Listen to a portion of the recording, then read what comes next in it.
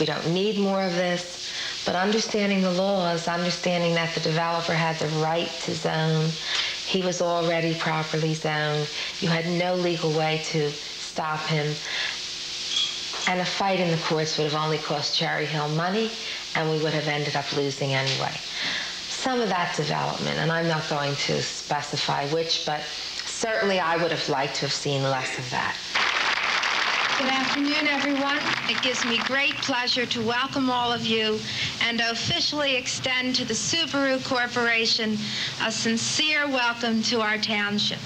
All mayors have pet projects that they hope their administrations will be remembered for, and Mayor Greenwald is no exception. The thing that I love that I did is I purchased during my administration another area like this, only larger, known as Croft Farm, because there's so little open space. Now, I was deeply chastised for that by my opponents who said she's only doing that because she wants to avoid low-income housing.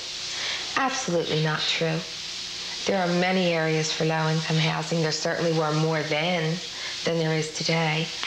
But no, I think we have to preserve our history so that our children understand their past.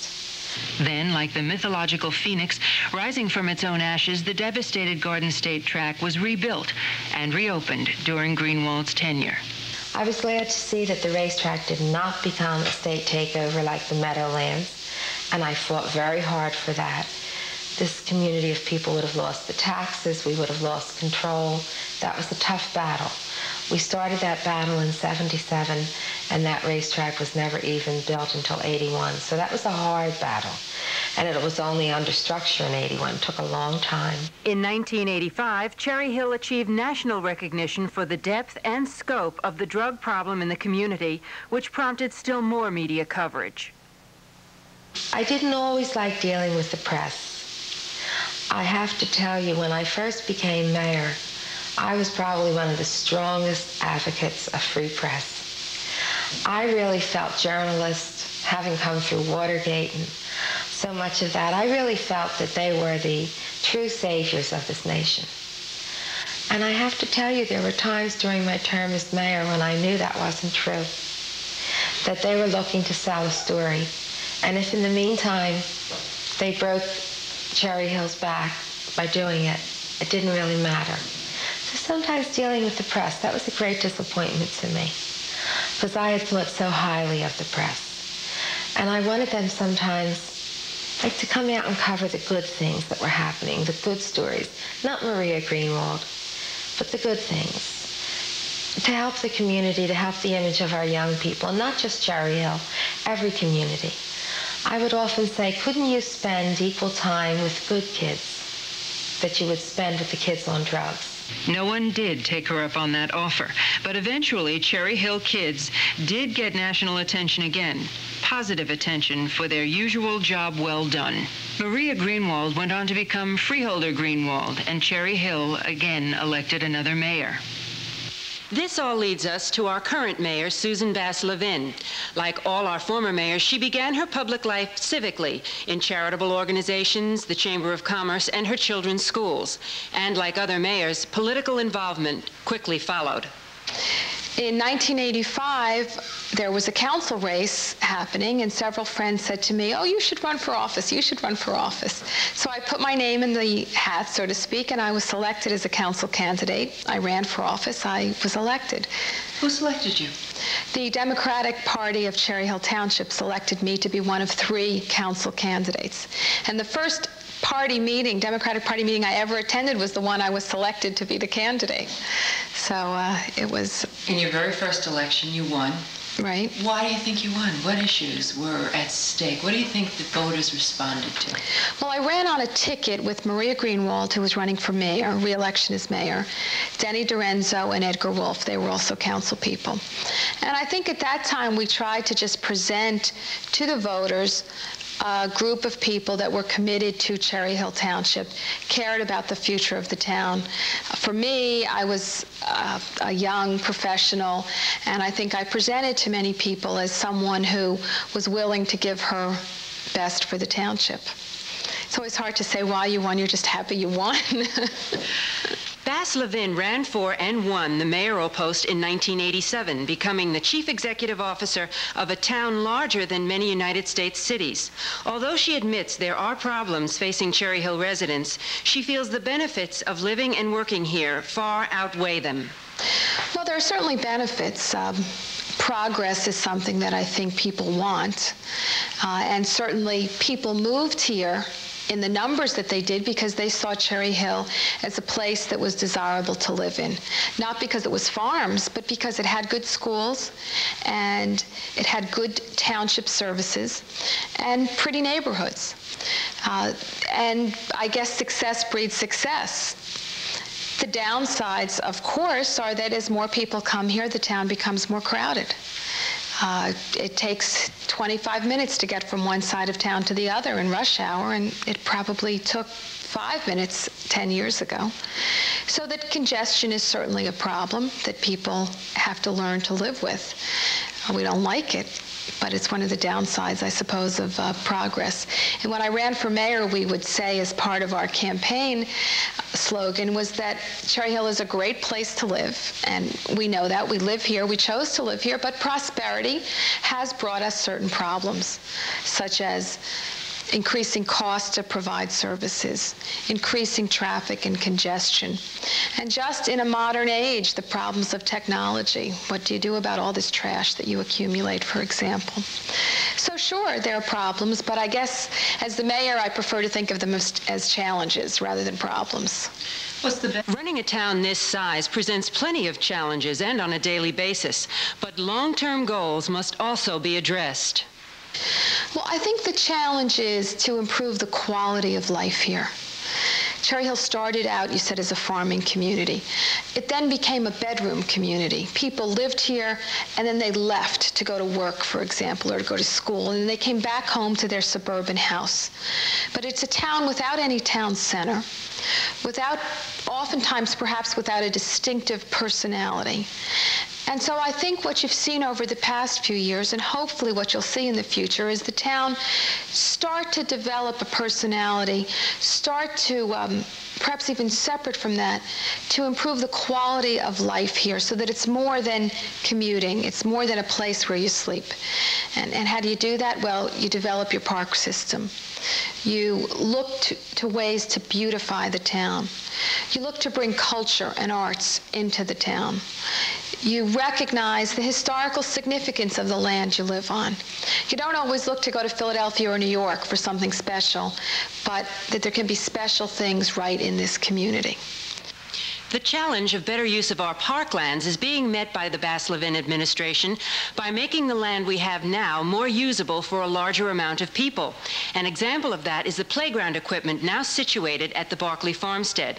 Its purpose is to get 20th century families with young children to the historic sites so they may become aware of our town's history earlier and become more frequent users of Barclay's 18th and 19th century attractions. The Croft Farmstead, located on the west side of town, represents the mayor's hope for a cultural center for Cherry Hill. Unfortunately, this rare historic town site may never be allowed to achieve that goal. In 1984, the township purchased a large farm called the Croft Farm. It's 80 acres of open space on the corner of Brace Road and Crescent Roads in Cherry Hill. Unfortunately, the township was immediately sued after it purchased the land. I was not yet involved in government, but the people suing said that the town bought that piece of land in order to circumvent what's called the Mount Laurel decision, an obligation to provide housing for people of low and moderate income. The property's been tied up in litigation since 1984. However, we're hopeful that it will soon be resolved.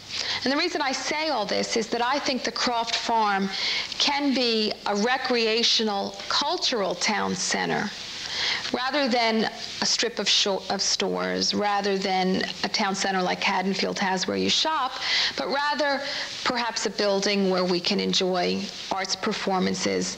There's a historic farmstead on the site that we're restoring now. There's land for athletic fields, for walking paths, for bicycle fields. So I think it has the potential for being a town center in the very best sense of the word. Though open land is now virtually non-existent here, a new phenomenon is occurring in Cherry Hill, that of suburban redevelopment, changing the old suburban landscape to a cityscape.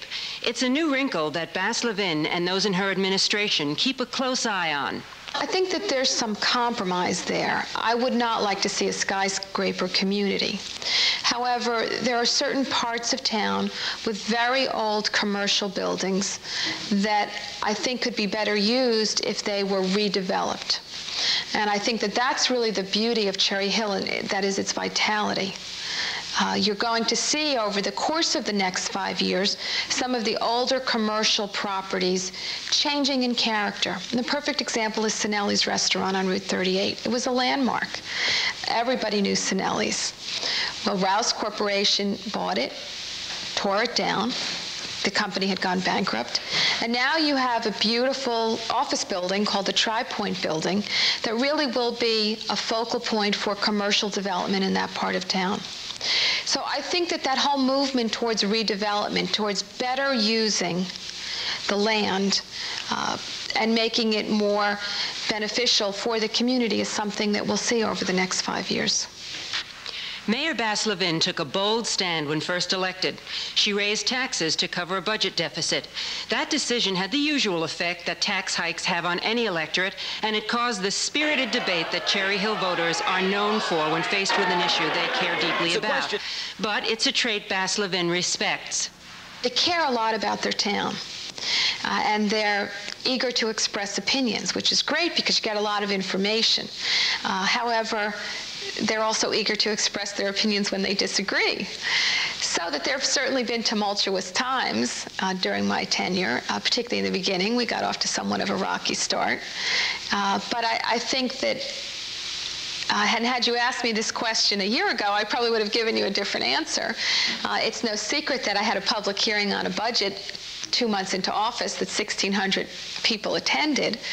But I think that that has died down, and I've done a lot of work with citizen groups. Almost everything I do, I try and get consensus. And even if it starts out rocky, the best way to getting something done is having a lot of people work with you to do it. So I have town meetings once a month in every neighborhood. Once a month in each neighborhood, I go and I talk to people. I have resident groups that work with me on parks, on issues of concern.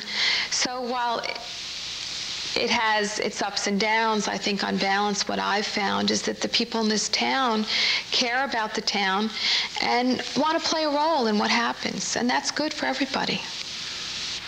Determining what solutions or tactics are good for the greatest amount of people in the township and the township itself consumes every part of the mayor's day, whether making those decisions alone or with the support of other township officials.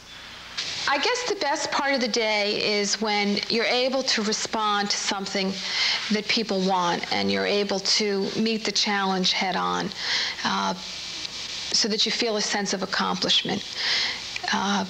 The worst part of the day, well, I suppose the worst part is you can never do everything.